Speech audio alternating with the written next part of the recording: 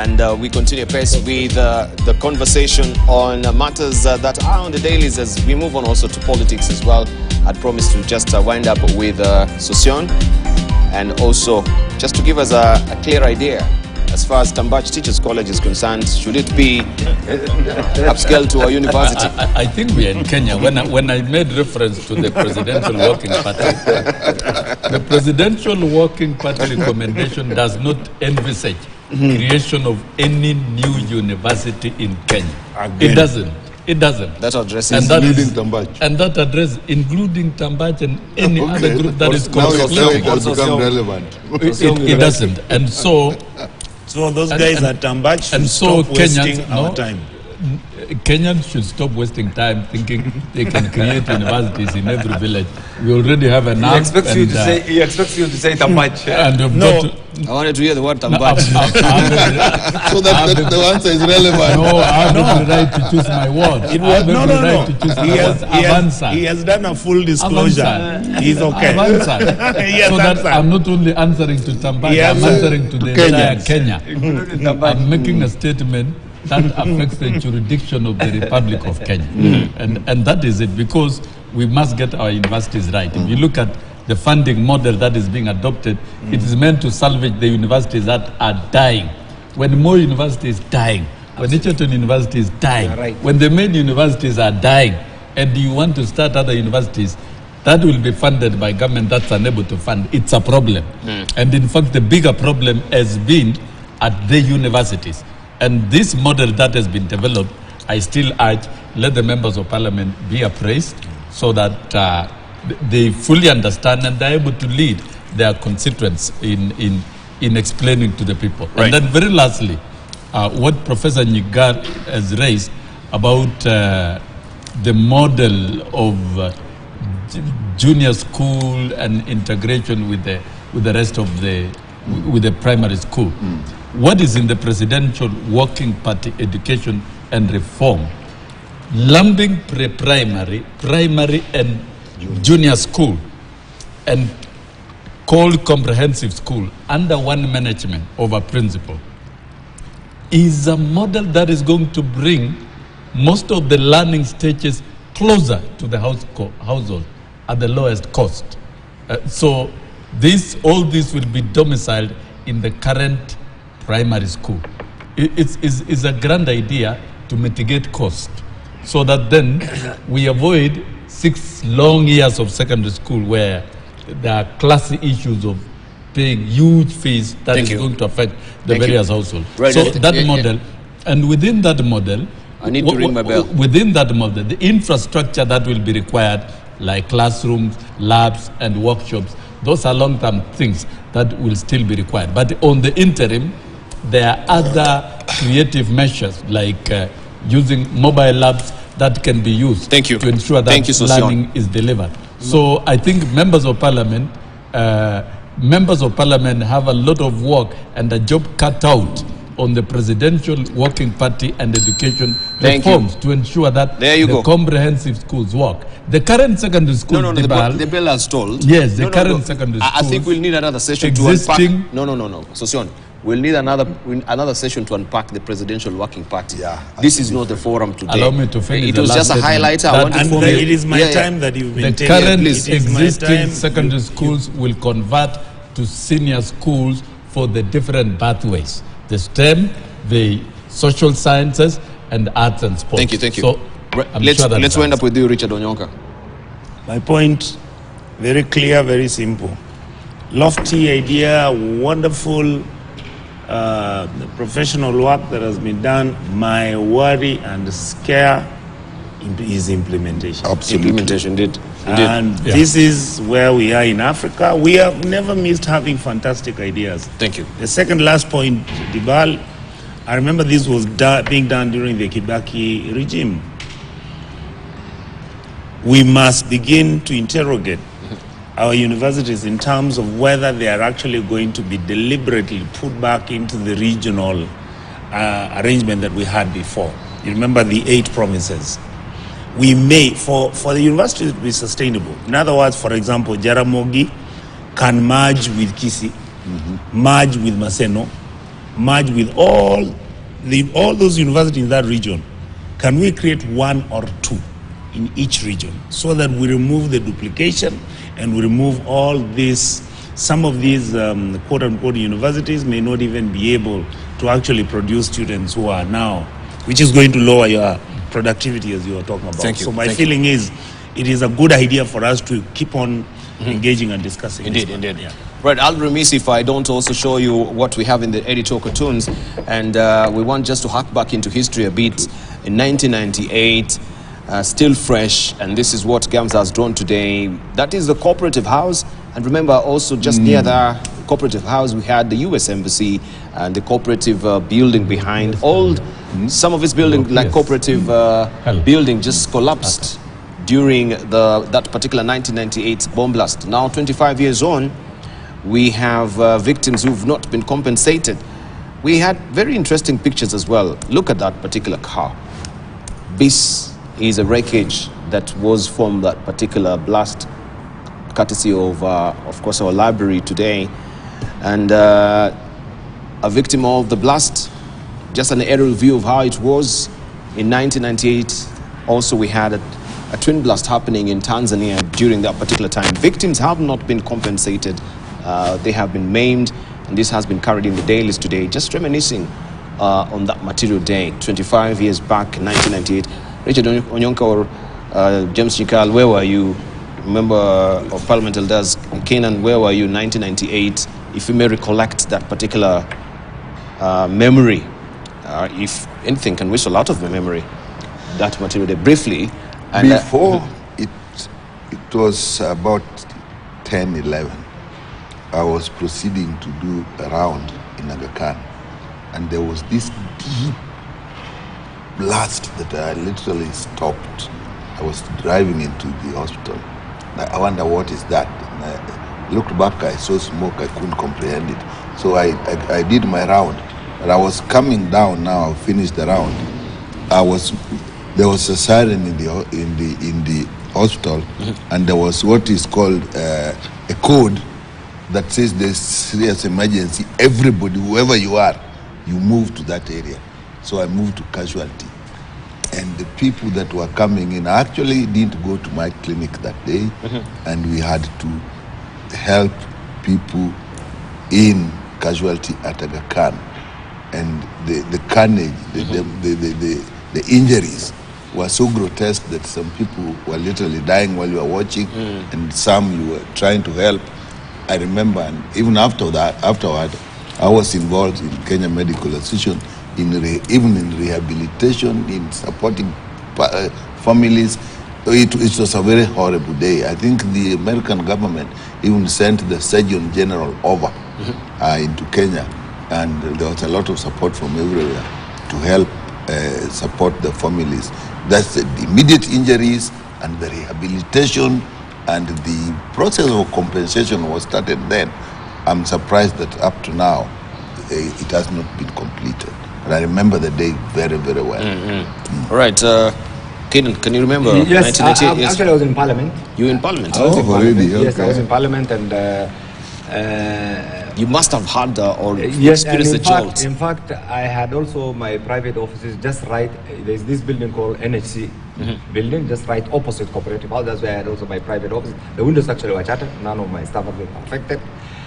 It's a painful thing, but I hope and pray that it has taken a while, that our government, through Ministry of Foreign Affairs and other government agencies, will pursue this to its logical conclusion and ensure that those Kenyans who are affected, directly or indirectly, will get a fair representation, let me say this, in concluding this issue, because it's not something that individually we can do. It's something that collectively, actually, as a nation, we should pursue to its logical conclusion, so that those Kenyans and other victims who are affected can get proper compensation, because we know there are so many who have been maimed, there are so many who have completely lost their earnings, there are many who have been affected, and this issue should be pursued so that it comes to its logical conclusion. Indeed, yeah. It's been long overdue. So, Sion, where were you? We were closing school that day. I was a teacher at Tenwek High School, and the cooperative bank building at that time was housing the entire staff of the Teacher Service Commission. Yeah. That's where they were domiciled? Yes. So the blast was actually an attack on the nerve center of the teacher management of this country. And you know, we lost a lot of secretariat personnel at the Teacher Service Commission. Some became disabled for their entire life. I know them. And I had a neighboring principal of Longisa High School. We saw him on TV crying outside, was also affected. So really, to the teaching fraternity and education, it was a serious attack on their nerve center of the employer. And it is something that we keep recalling, but eventually Teacher Service Commission relocated out of Cooperative House to Pasa, and now they have their own building. And so it is, if people are seeking for justice up to date, they deserve justice. We've seen the children, those who were born at that time, they've come of age. And the cry for proper and total compensation for those who are affected and for the lives that was lost should be met, because this was an act of terrorism, and it was and it's war between terrorists and other superpowers of this world. Particularly, this was an act of war between terrorists and Americans. It was an attack on the American embassy, and therefore, Kenyans around Bell-Bottom House became collateral damages. Those who were in the streets, those who were peacefully walking in the cooperative plaza building, and those who were working in the cooperative house became affected. The most important thing is to ensure that they are compensated. But the greatest thing that we have seen in this country is the ability of our security infrastructure to detect terrorism intentions in advance and thwart them. We have seen attempted other attacks in the Dusit and the other supermarket, what do you call it, in Westgate. Those were the other terrorist attacks thereafter. And we are still prone to terrorism attack. We live with it, and we hope our security infrastructure will continue in strength and in ability and capacity to firmly deal with this so that it doesn't occur again. After the August 7th, then there was 9/11 in the US, knowing that the extent to which these terrorists can operate, it can even penetrate some of the most secure entities in the world. Indeed. Thank you. Richard Onyonka, where were you? I was actually in Nairobi that time. I'd come to visit a friend of mine at Nyayo House. So when the bomb went out, of course everybody was told to leave. So we all ran down, and of course we were rushing to where we felt it was safe. This story, I think, is sad. I'm actually shocked because I thought that this issue was done and dusted. Because, like, I had 2 or 3 of my relatives who died in that accident, in that bomb blast. And what actually happened is the lady, as she was being transferred to Germany for treatment, she died. Then the children and the husband were actually taken to the US. I had, I think, Dr. Yekali, you know, Dr. Chris Bichage, you know, his wife died in that bomb blast. And it changed his life and many other people. So I think what I'm happy about is that if you look at the Senate right now, there's a motion being discussed. Yes, which has I wanted to ask you that. Yes, which has been brought by Senator Mudama. We're very, very, very happy of what she has actually done. And this should go all the way, even without looking at the Americans per se agreeing that they're actually going to be the ones to offer the compensation, and they're the ones who are going to come in and provide any support, which some of these children you've seen in the newspapers. I think even us, after that motion has been discussed in the Senate, my belief is that we had already discussed and said that even us as a country must create our own fund, which is going to come in and give these people, some of them are terminally ill now, some of them have got challenges which they are struggling with. What did I learn from that bomb blast? Number one, actually at that time, the national government did pretty well. From the time when the bomb hit and the clearing, the setting up, the management of the whole emergency left the administration looking quite in control. The question was, is our government prepared for such an event again? In other words, do we have machinery? Do we have equipment? Do we have, I remember when I was in the National Assembly, we would sit over through the budget sittings, and at some point there was this question being raised about whether we are organizing and equipping ourselves so that when there is an emergency we can have the necessary equipment, the material. If you had a tremor, an earthquake today in Nairobi, I don't know what would happen. I don't think we might be able even to sort out a collapse of one building. Right? We don't have machines, we don't have the personnel. I think we are depending on the Kenyan Army. The Army has got, of course, the engineering department and all, but even them, I remember when we were discussing it last, we were not prepared for that. The other issue I wanted to raise, which also I learned later because we continue discussing it, why is it that Cooperative Bank House did not collapse? It is because when it was being built, Kenyans were not cutting corners. That building till today did not receive a single crack. And that is aside from the broken aside from the broken windows. Glass, which was changed again. Not a single crack. The structural integrity. Yes, the structural integrity compromised. Tells you that the quality of education which you talked about, because there were Kenyan engineers, there were Kenyan architects, yes, who did it with ethos. With ethos, yes. And yet look at where we are today. If anything happens to one building, I don't think it's finally Dibal. I hope that the government, through President William Ruto, will constantly continue engaging diplomatically, it's called soft diplomacy, with any of the individuals who may be Kenya's adversaries.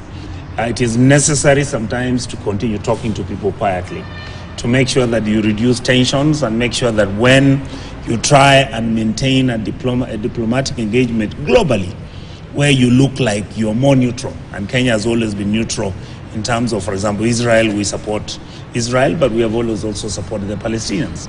There was a decision why our forefathers took those positions. So I think we must be very, very careful in terms of engaging. We must go back to have a review on Kenya being in Somalia. Is it really our necessary endeavor to remain in Somalia, or does our government need to tactfully and systematically withdraw from Somalia? I think these are issues that we must be engaged in, and these are issues I think President Ruto has a good capacity of, in fact, now building his name as a leader who can manage. But if he doesn't manage these things, it will go out. Yes, and the issue of opening of the borders that has been toyed with, and we saw they halted that because now the rising spate of Al-Shabaab as well. People were wondering, are we ready to open these borders? And we've seen the influx of Al-Shabaab. Last week we saw what they were doing in Lamu, where we had a lot of soldiers being, and their vehicles, IDs exploding every which way, being blown up, and people taking videos as well. That was really telling. The other thing is also in Djibouti, there's the free visa entry into the country. I don't know how that also can really pan out. I think these are some of the gestures that we've been trying to put out as a country, but we are not really cognizant of, not really taking also the cognizance of the fact that it might be having a blowback effect to our country at this particular time. I don't know what you think, James Chikal and Eden Kenan on that. Briefly, then we go to the politics of it. Yes, the primary goal of our foreign policy is to pursue our national interest, anything that adds value to our national interest. But the reason why, first of all, the border, the national border between Kenya and Somalia as a border is over 700 something kilometers. So that border has never been closed. It's theoretically. Practically, theoretically, it was closed. Practically, it was open. So even toying with the idea of building a wall was a Herculean task that would not have really happened. Somali students attend Kenyan schools. Let me finish this. You have had your time. Over 700 plus kilometers porous border. The only manned entry points, I think, are less than 2 kilometers. Maybe the Dab, border point 1, another one. So the border has never been closed. So I think what the government was trying to do now, and that opened actually avenues for contraband goods, for illegal human trafficking, and illegal. So what the government was trying to do was just to make it open, make it official what has been unofficial. So so it's something that you need to understand what the government was trying to address. Yes, because it's difficult actually to, even in America, if you look at the border between America and Mexico, which is one of the highly militarized, securitized border, still people go around it and enter America. So that being the case, but I think we need to understand also the reason why Kenya is in Somalia. Kenya is not in Somalia just because of the Kenya interest alone. Kenya is a responsible member of the international community. I just want to understand. Kenya is a responsible member of the international community. And charity, of course, we say charity begins at home. I think one thing that right now we need to look at is seriously the issue of terrorism, the issue of not only Al-Shabaab, but militants is all over. So I think I have a lot of faith in our security apparatus. I think they have done a commendable job. Without them, I don't know how things will have been. But yes, they have done a commendable job. Our security apparatus have done One thing right now we need to address is the presence of our armed forces in Somalia vis-a-vis what is happening along our common border. This is one thing that actually we need to strike a balance so that the presence of our armed forces brings two things. The stabilization of the Somali nation, which has been bedeviled by a civil war, and two, the guarantee of the security of the communities that live along the Kenya-Somali border, and generally the guarantee of the security of the Kenyan people. I think these are issues, and security issues. Security issues are not supposed to be actually for the camera, but we just pray that those who have been tasked with that responsibility will take it upon themselves and ensure that Kenyans are secure and safe from the menace of Al-Shabaab and all other militant groups, and equally while also contributing to the stabilization of Somalia, which has been bedeviled by a civil war. Yeah, you can briefly. 4 important factors, in my view, what we learn from this and what we must look at in the future. One is our foreign policy, how we relate with the international world.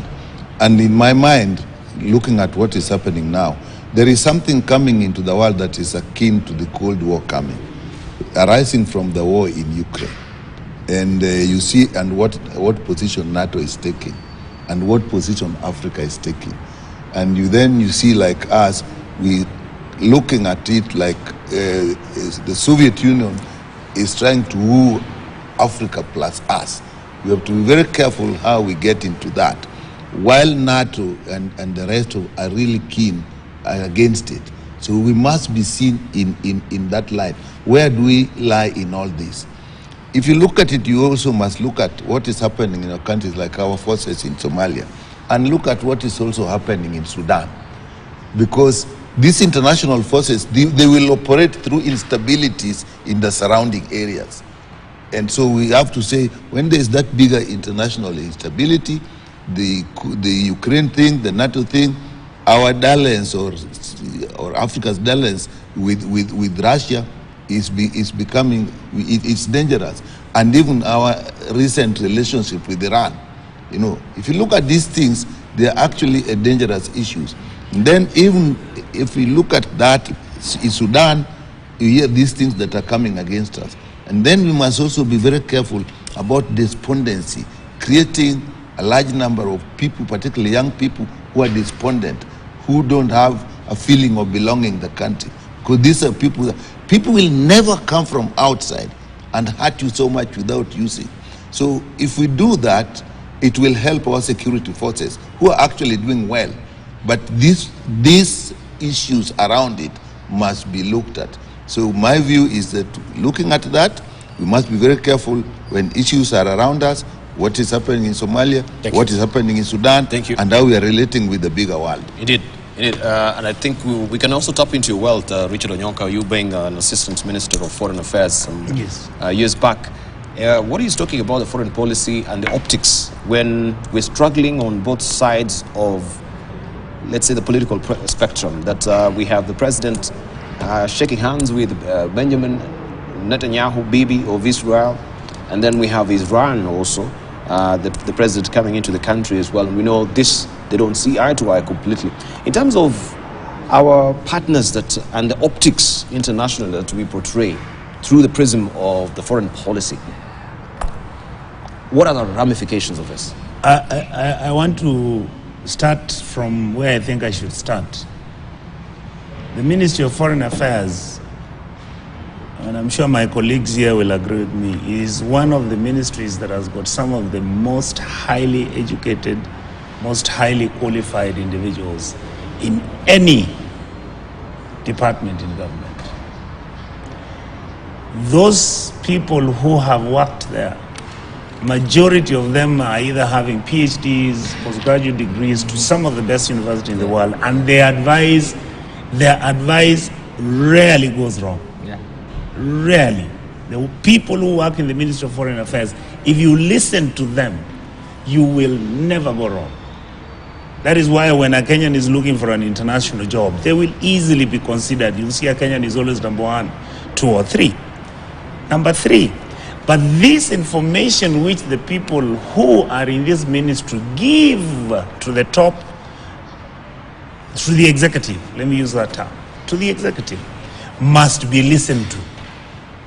The best they can do is advise. I can tell you today, Dibal, there isn't any person who could be a better advisor in foreign affairs right now for this current government than Madam Ambassador Monica Juma. One of the best in the world. I mean, I attended conferences in some of the most volatile places, and her presentations and how she would advise us on what we would say, and we would come out of it unscathed.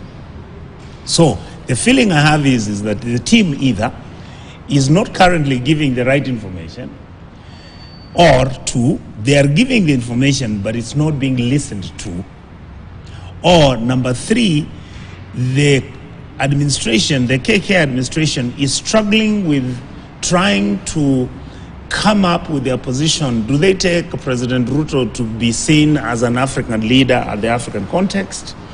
Does he maintain a position where he changes the narrative on the African continent, whether it's about we're linked up with the international financial monetary system, whether he's listening to what Russia is talking about with the BRICS, whether we want to de-dollarize our currency, all those things. My honest belief and hope is that the President, Honorable William Ruto, I hope he's listening to the technocrats in the Ministry of Foreign Affairs, because the impact of actions which we take have got so many numerous reverberations. In other words, if you mishandle Sudan, then you mishandle South Sudan, which is then our partner, which has been a historical friend, because South Sudan and Sudan itself, if you think they are separate, two separate countries, those are brothers. If you mishandle Uganda, then you understand what it means that you have to be careful what you do with Rwanda. And therefore, when you go to Congo, you must be very careful, because Uganda and Rwanda believe, and they take it upon themselves, that their influence is larger in the Great Lakes region than Kenya. So how do you tiptoe around that and make sure that you're making your neighbors and all the interested parties secure and they are comfortable with you? Finally, one of the mistakes we make, and I'm sure my brother, Honorable Sosion, will completely agree with me, even my brother Nyekal, Once our technocrats and experts have served in this country and they have retired, we have no business with them. And that is the biggest mistake we have ever made. Those old diplomats who have worked from the AU, from the UN, Habitat, these are people, if anything, should be held like consultants with the Kenya School of Government, so that they can continue to nurture, continue to build the new teams of young technocrats and young diplomats who are being born. And then the issue we were talking about, what are we doing with our education in terms of curricula? Even the international sphere is changing. I mean, you notice America is now giving countries conditions about LGBTQ issues. They are no longer talking about human rights. They are now, they are focused on social issues. And yet, in reality, what Africa needs is the international community coming up with interventions to try and change our status quo. Poverty. Now, if you don't have diplomats who have seen it run through, who will then take the newer ones whom you've brought in, who will then be advising a new president, then you might end up having these issues. And therefore, according to me, I hope the president will be listening to the experts in the Ministry of Foreign Affairs. They are all good, and whatever advice they give has always worked for us. And we have an association of diplomats as well. Yes. That's a good place to start, where now they can be of great benefit also for the School of Diplomacy in Ministry of Foreign Affairs. It is there, but they are not given the necessary impetus. They are not utilized as frequently and as often. Thank you. Yes. Right. So Sioni wanted to comment on Kenya Kwanza. Yes, it's good we share with Mheshimiwa and all of us. Kenya Kwanza is very keen that we are in a global village, and fostering and strengthening international relations is a priority of the president. And if you look at the creation of ministries, there is a ministry dealing with diaspora affairs. So when you talk of diaspora, it is Kenyans living and working in other jurisdictions of the world. And these are the different jurisdictions with diverse beliefs. But Sosion, diaspora affairs is not anything new. It has been domiciled in the Ministry of Foreign Affairs. It's only maybe with the current administration yes, but now, given it much prominence. No. But it's always been there. Previously, there's been no emphasis on diaspora affairs. Now there is even a PS in charge of diaspora affairs alone. That one you must appreciate it, Dibal. This is a big difference, because then we are now focusing in activities in the diaspora. And this diaspora, these are jurisdictions or independent nations with diverse beliefs. And what it means is that we must strengthen and foster our international relationship programs and activities. At the regional level, you can see there is a lot of focus by the Kenyan government to strengthen Africa as a regional economic bloc, and that will require relaxing of visas to allow free movement of people. So the aspect of visa will also is a matter that is going to change. We cannot be restricting visitors when we even don't have those visitors in the first place. It's an aspect of tourism that will have to be looked at, because they can only be facilitated through visas. While doing all that thing, there is an extra care in terms of looking at security. Honorable Nyonga has praised Monica Chuma, and you know, Monica Chuma is the president's advisor on matters security. So really, we are not, the Kenya Kwanza government values skills and merit possessed by Kenyans, regardless of political affiliations. So I can tell Kenyans that Kenya is in very safe hands in terms of international relationship. The president has come out as a brutally honest man who can speak as it is, while at the same time ensuring that we maintain respectable relations with every independent entity anywhere in the world. So trying to create fear here and there doesn't arise. If it's about the issues of Khartoum, telling the generals in Khartoum to stop bombing and destroying their infrastructure, who else can tell them facts? We must tell ourselves the truth, and that will remain the policy of Kenya Kwanza. And as we move, you will see the activities at the frontier of international relations, particularly where we are concerned. Many Kenyans are being sought for employment, for jobs, and for different things in many nationalities all over the world. And that remains our big key concern. So we are not only concerned about local activities, but we are concerned about what happens globally, because the world is a global village.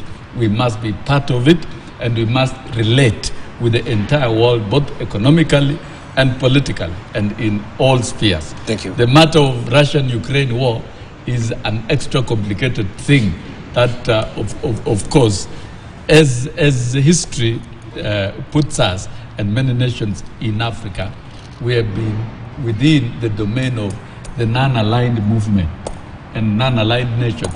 And non-alignment, it has been a practice that has been adopted by many nations. So we can welcome the Prime Minister of Israel today, and welcome the President of Iran tomorrow, and welcome the President of Russia the next day, and welcome the President of US the next day. That's how we ought to relate.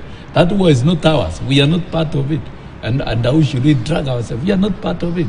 And I think the voice from Africa has been, let there be peace in that Russian-Ukraine conflict, so that the world can stabilize. Thank you. Yeah. Right, thank you. We must be a nation of the voice of reason. Thank you. In the international scenes. Fantastic. Let's wind it up with you. Let me say, first of all, the Ministry of Foreign Affairs is the interface between Kenya and the outside world. I was the chairman of Defense and Foreign Relations between 2007 and 2013. And luckily, if you go back to the archives of Parliament, the Diaspora Directorate actually was our recommendation as a committee. It never used to be there. It's one of our products. Two, it's during our time that also for the first time, Kenya adopted a written foreign policy. Before then, it never, of course, it came as part of the bulwark of the new constitution. But right now, we have a written foreign policy document, with 5 pillars. Yes. The first pillar, economic diplomacy. And that's why you need to understand the position of Kenya in the global world. Kenya's foreign policy has always showcased a disposition towards an Afro-centric policy. An Afro-centric policy, because Kenya, and that's what my brother here is alluding to. So I think we need to understand this. Kenya is a responsible member of the international community, which includes being a member of the non-aligned movement. Our key objective is economic diplomacy, and we are a member of the global village. All this has to be balanced. That is why what drives Kenyan foreign policy is the pursuit of our national goals, a pursuit of our national well-being.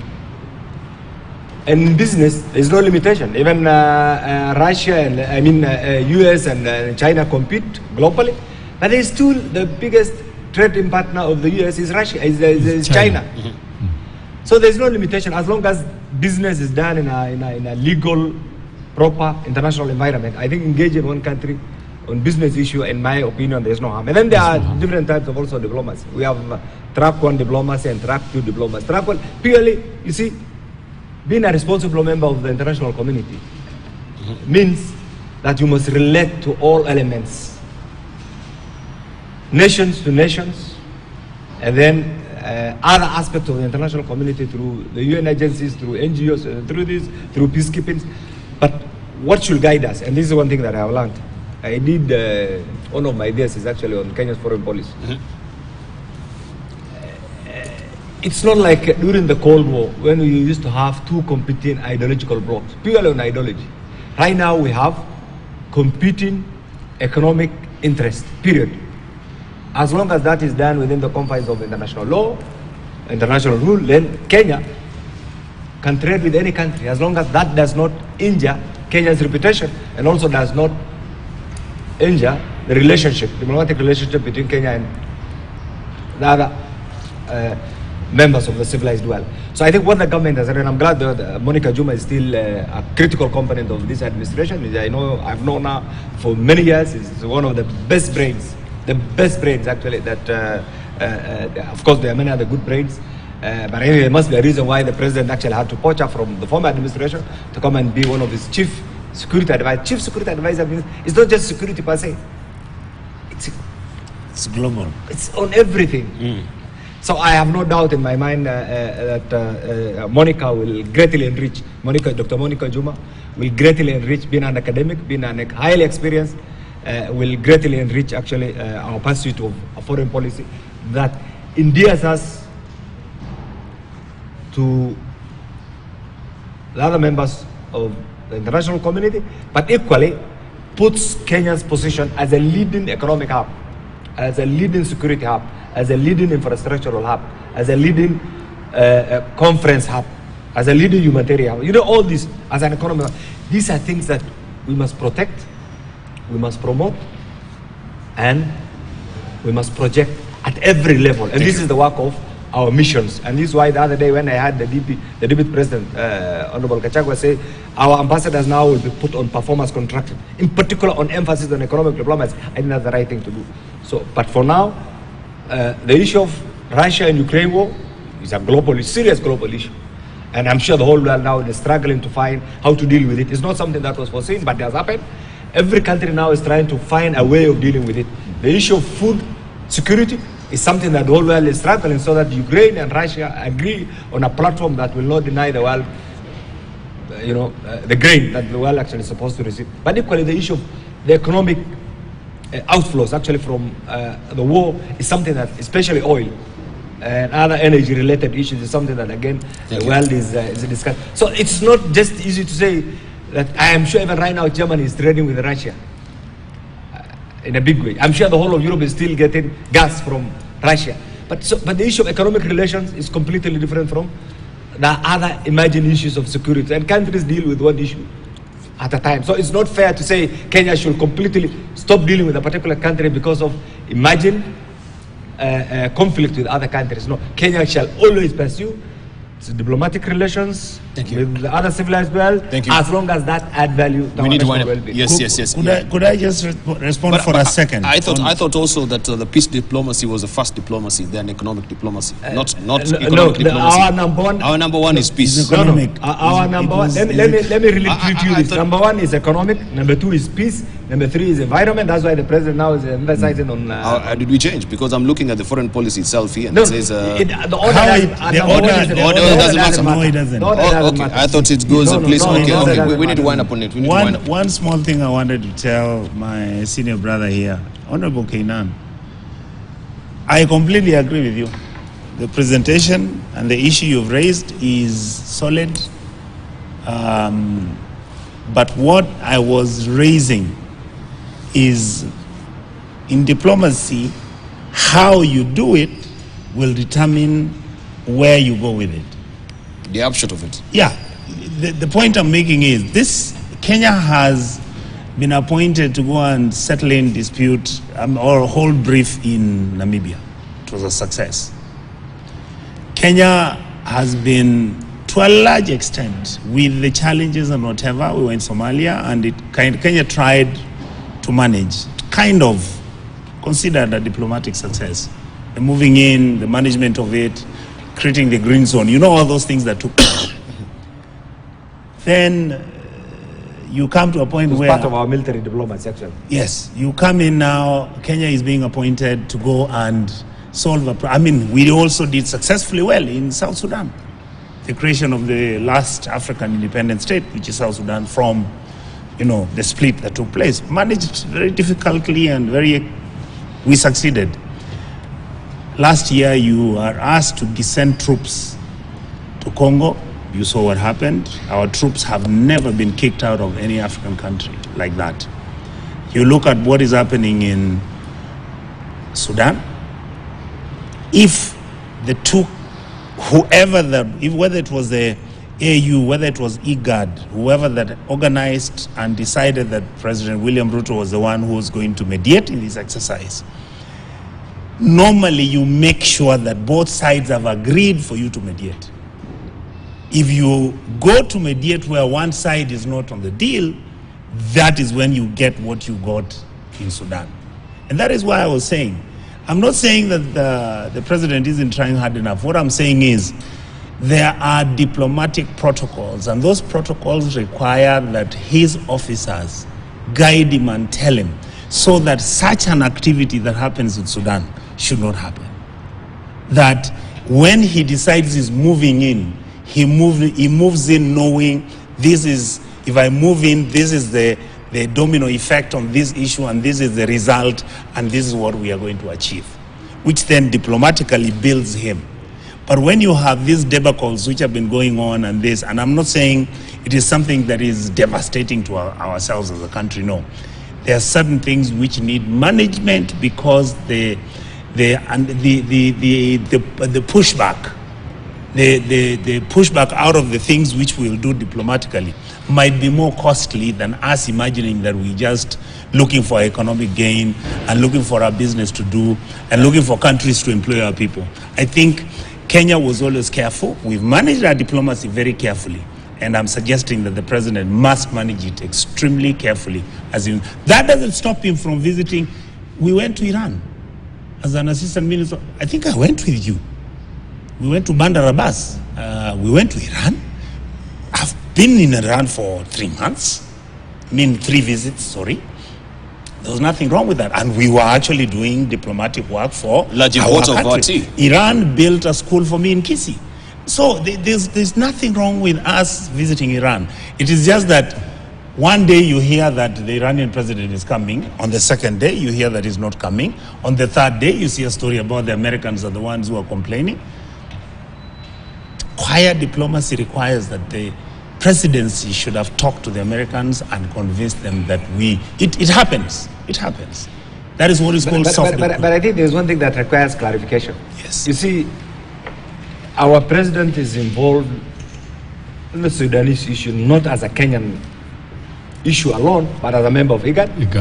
And as a member of the African Union. And therefore, I don't think whether Kenya appointed itself to mediate on the issue of Sudan. It didn't. Kenya was appointed. But you see, what is saying on the diplomacy? Let me understand this. Who were there on the Sudan issue? Saudi Arabia and the US. They had challenges. Who were there next?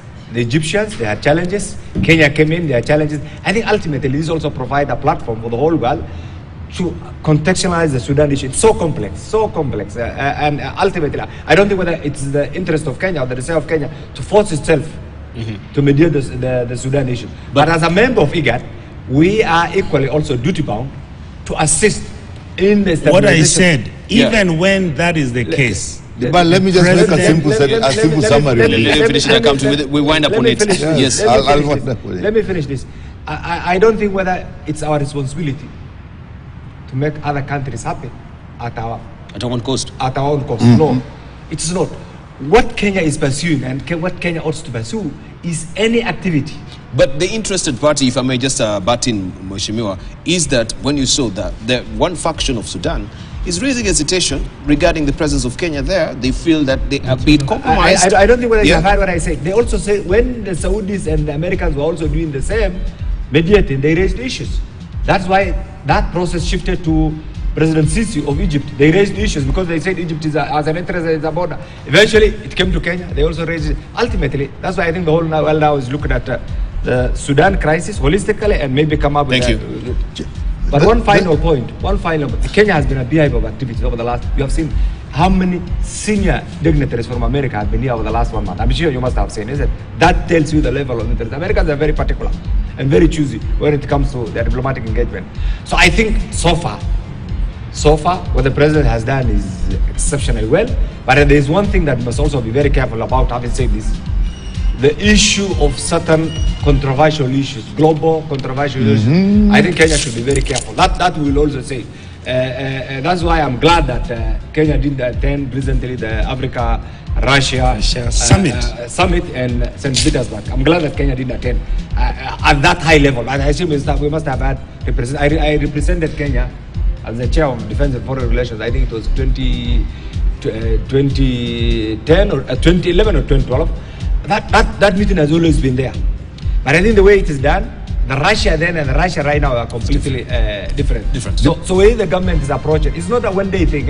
Is this an issue where you analyze situations, you look at the impact at home, regionally, globally, and then you come up with a formula that you think is best for the country that will also not offend the other civilized members of the international community. You can wind up on it. Yeah, briefly. All these things that the experts have said here, the important thing is how implemented. And in my view, if you take up very many issues at the same time, it becomes very difficult to actually harmonize it. You are fighting against the dollar, you are talking about Iran, you are in Sudan, you are in DRC. It's climate change. Yeah, and you are all this. And the West and Russia and so on, they are all interested. So when many of them are coming to you, it is not that you are, it may be that you are important, but it may also mean that they are very, very concerned about what you are doing. And sometimes the concern is not positive. Thank you. All right, we need to take a short break. When we circle back, of course, we shall be looking at that material day, which is Wednesday, where Azimio and Kenya Kwanza will be sitting at the table of negotiations. But a lot of issues are coming on this table. What will happen so far? Will it go on? Looking at the dailies, you have the Star saying, well, Ruto-Raila talks could collapse again. We'll try and